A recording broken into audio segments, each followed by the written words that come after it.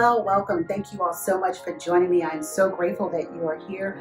Thank you for continuing to share this content and this platform. I do sincerely appreciate it. Thank you for your emails, for your direct messages, and for the conversations that we're continuing to have. So grab your tea, grab your coffee, grab your water, and meet me back here. So this week we had kind of a 3-article week. The first, which was singular focus in multimedia. The second was committed to sin. And in between that, I put in I'm Just Saying, which was my first spoken word performance, sort of. But I don't want to talk about, I had a lot of questions and I'm in the middle of a discussion now at the time of this taping. With committed to sin, and it's a really good conversation, and I want to wait till that's all completed, or at least I know the discussion will continue, but I want to wait till we're kind of in the middle of it. So I want to wait till we get a little bit closer to the end, and then I will share some of those thoughts with you all next week. Thank you all for continuing to just reach out and to talk, and I'm hoping that you're talking to your families and to your friends, to your coworkers. You know, that's, again, we're all sharing and coming together. So I'm just grateful for that. I'm just going to split off a little bit, talk about I'm Just Saying. I suppressed that for years.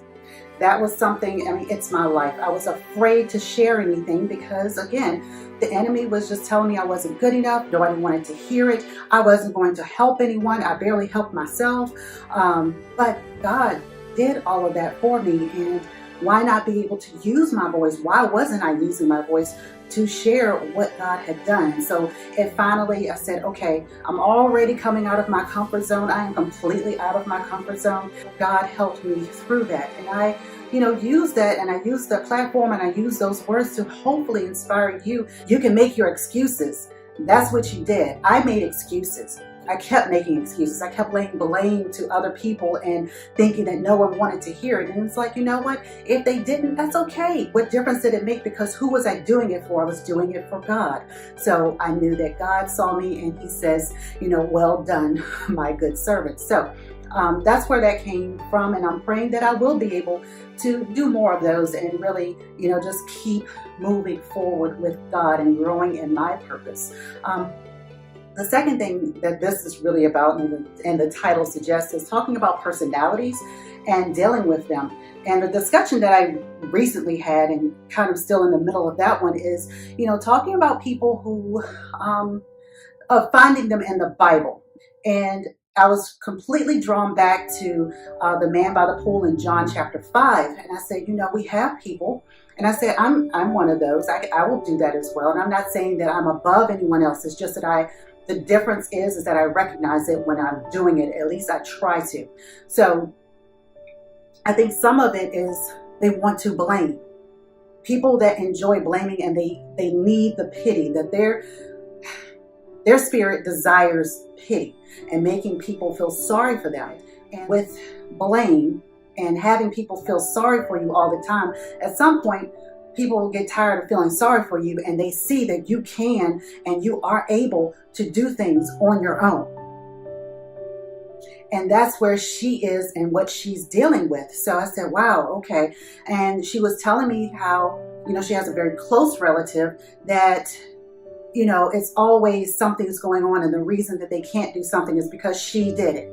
Oh, well, I can't do this because you did it. And I can't do that, well, because you're able to, and that's your talent. And it's like, okay, yes, that's my talent, but that doesn't mean that just because that's my talent we can't share in that. And so we've been going back and forth, and I'm just encouraged by her, and it's just been a really great conversation. So man by the pool, which is in John chapter 5, I want to say verses 1 through 8, but I will have that going at the bottom for you for accuracy. But Jesus was there, and He asked the man, do you want to get well? And I think I have this in another video. And so our discussion we'll call her Pat. So my discussion with Pat, she was saying, I really didn't think about it in that manner, that, here is Jesus saying, do you want? And it's like, well, yes, but, it's always yes, but. And there's an excuse and there's a reason. I said, well, we've been giving excuses since the beginning of time.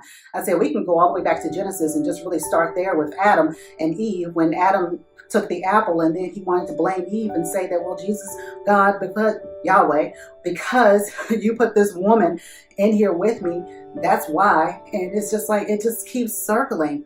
And at some point, when we become aware that that's what we're doing and what we're doing to others, there's the key. When we realize that, and her point was, she can't help that person anymore. She says, I have to pull back. I am tired. It is exhausting to deal with that person. It's exhausting to talk with them because there's always something wrong.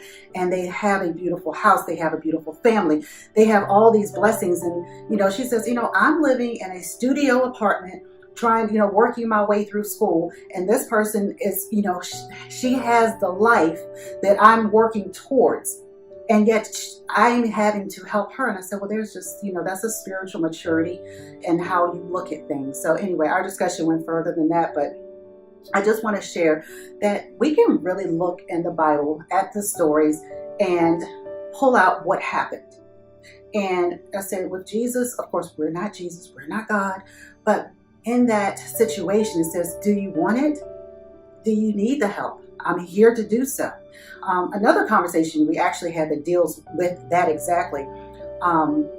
She said that when she talks to her close friend, relative, that she has to wait probably 5 minutes. Like, she will come and say, okay, you need help with something. And she shows up, she takes time out of her day, and she's there, and she has to listen to her friend go on and on and on about how nobody wants to help me.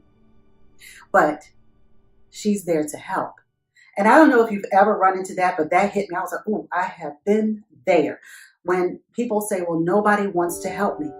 So are you calling me nobody? I'm standing here now. I'm trying to help you do whatever it is you need. I'm here for you. But I have to listen to how nobody wants to help you. We have to be careful of that and pay attention to, do we just want people to feel sorry for us? And if that's the case, if that's what you want, and that's how you want people to see you, I would tell you to really reflect on that. And not really reflect so much as looking inward, because you probably won't like what you find, but look to God. What was interesting, I read somewhere, I'm not sure where, and if I do find it, I will definitely link that below, that the reason for Paul not wanting to take John was that perhaps he wasn't remorseful enough. And I said, oh, okay, that's a good one. I didn't really, I never really thought about that maybe his sorry wasn't a good enough apology, and that's why Paul didn't accept him.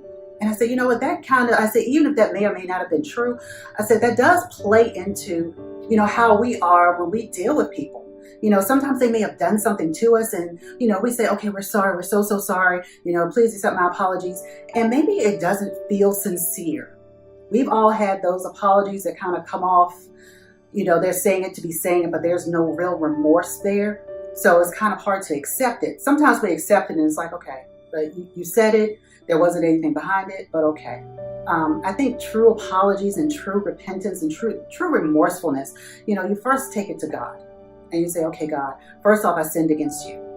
And I've also sinned against my brother or sister, and I need to make this right. Show me how to go to them and to apologize and be, completely remorseful, and have them see and understand that, to have them see and understand my sincerity. And sometimes we do things just because God told us to. And that weight is lifted off, and whatever the person who did or did not receive our apology, or the remorsefulness that was really attached to it, okay, you did your part. God saw that. That was the point behind it. Your conscience is clear. You can move forward. The other person has to deal with that, and that's okay. They will deal with it and figure it out in their own time. What you can do in the meantime is pray for them. And that's what it comes down to, is prayer. So I don't want to make this video too long. I just wanted to chit chat about some ongoing conversations I'm having, and I'm really enjoying talking to you all. And thank you all so much for just, again, reaching out. You're going to see more videos. I'm just going to quickly, we're going to start the Daniel fast on November 30th. So you're going to start seeing some videos popping in between. However, Friday is my dedicated day to do these types of videos where I talk about the articles that were posted and the podcast. So Friday will still be that designated day where you will see, something that ties everything all together. And next week, I'm hoping that I will have these conversations kind of wrapped up, and I will share more of that with you all. So I hope you all have a great weekend, and I will see you again very soon.